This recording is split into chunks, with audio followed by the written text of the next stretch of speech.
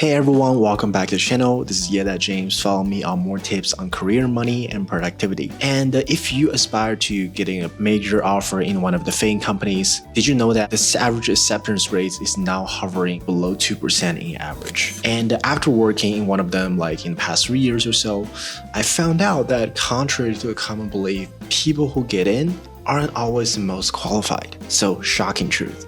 There are hundreds of thousands of overqualified resumes getting rejected each year, and people who get in, I just noticed that they are usually the best at navigating the recruitment process instead of being the overqualified for every step. So here are 7 common mistakes that people are making, and I'm going to share with you.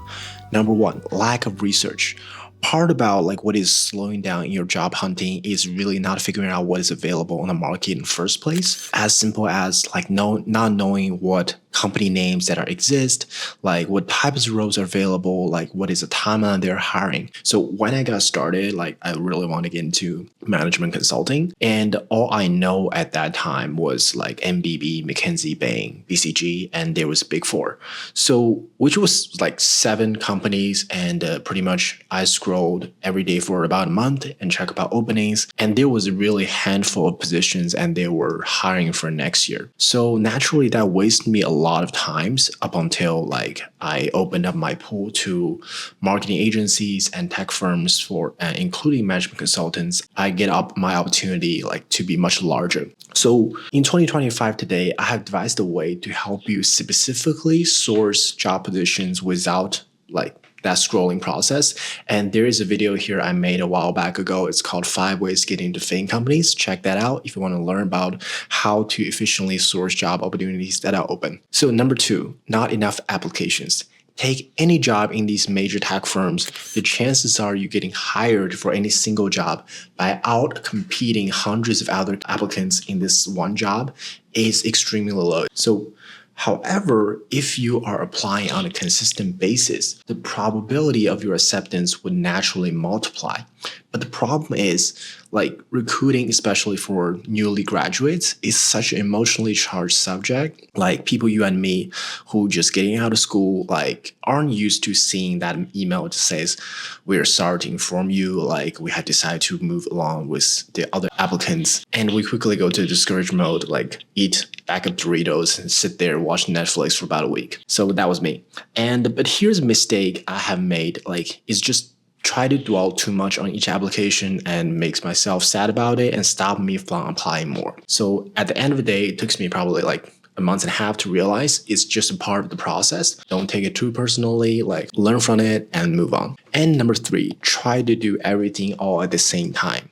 So at a certain stage of your application process, you are going to get extremely motivated that okay, here are 100 available jobs that are open that falls under the description marketing analyst. So I'm going to apply to all of them. I end up just getting burned out and see so many openings expiring before I can get to all of them, or just to spray and paint with a half-baked resume, really not customized. I'm really trying to play the numbers game. But after being part of the hiring team to a certain extent at my current company, and also working as a job recruiting coach, I actually found out that the most efficient way is to really pick a certain number, maybe 10 out of 100, and that speaks really good to your background, and prioritize on those. Because at the end of the day, we're looking for the key input is not really how many applications you can blast out. That's not the key input here.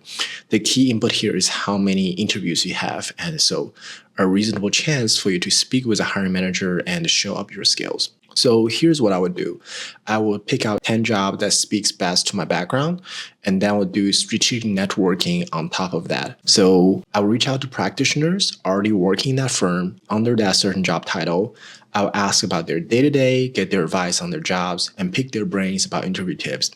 If you're interested to know about efficiently networking, check some of the videos in the description box down below. I actually have some neat ways to help you find emails about job recruiters and also practitioners. And so you can set up efficient coffee chat and attach your resume and tell more about yourself. So for these 10 roles, like it's really important to just customize your resume and like make sure each bullet you write down has certain results, like be result driven.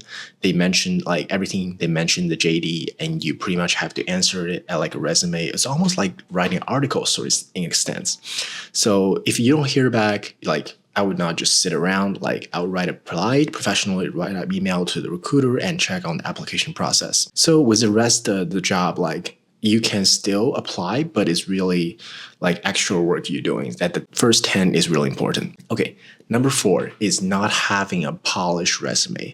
So first 100 positions I have like blast out is probably was a half-baked resume with somewhat poorly structured bullet points, a little bit grammar errors, and some of them even have missing contact information.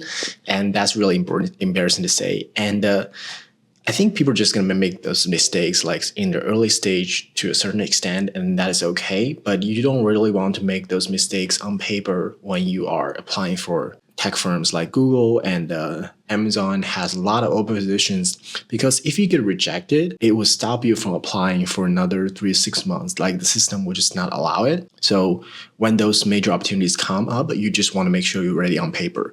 If you're interested in learning about some of the practical tips on how to write a good resume, check out this video right here. Number 5. Apply to jobs with no relevant background. And this was at some point, like I was just getting too many rejections. I thought, okay, I really need to like broaden my reach, like apply to jobs that are outside of marketing analyst, outside of business analyst. I started looking at a job like a logistic analyst, supply chain management, basically anything that can give me a job. So I was desperate enough to just go through the Fortune 500 list and apply for a job, whatever job openings that is available. So what are the chances you will get accepted by a job that with no relevant background if you're already getting rejected by a job that speaks well to your background? Looking back, that was such a waste of time because large tech firms are very serious about their minimum qualification, and you should definitely only apply to a job that speaks to your relevant background and you have the skills to show for it. And if you lack of certain certifications, make sure you can put that on the resume ahead of time and study for it and set up a boot camp. Basically, there's different ways for you to polish up your resume and adding more confidence.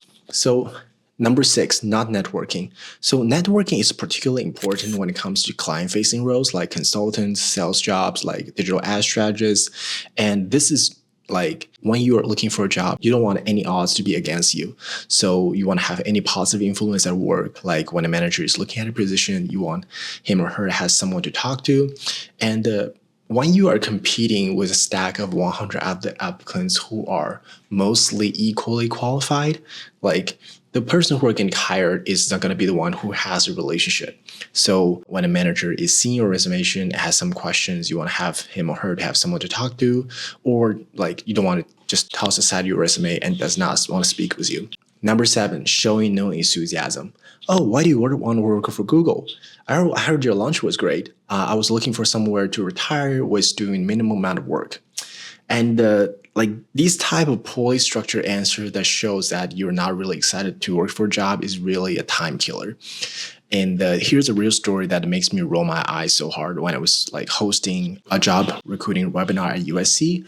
And there was this one guy that shows up and it looks like he hasn't slept for 5 days straight. And he asked me directly like, oh, I graduated from this XYZ program and I'm really interested in your firm. What jobs do you recommend for me? Like, seriously? Like zero energy, zero passion, zero preparation.